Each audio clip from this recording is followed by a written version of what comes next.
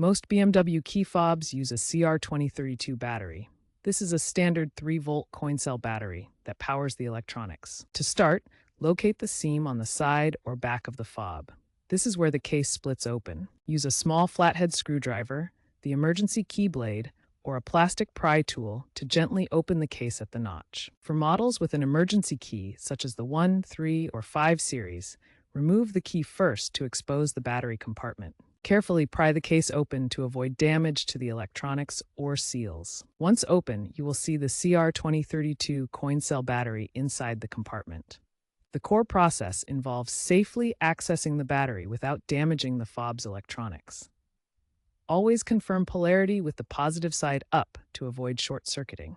Remove the old CR2032 battery from the key fob.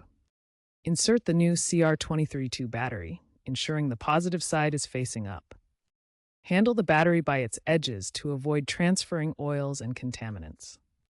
Snap the key fob case back together, ensuring it is securely closed. Test the key fob to ensure it is working correctly. Dispose of the old lithium battery properly, as it's hazardous waste.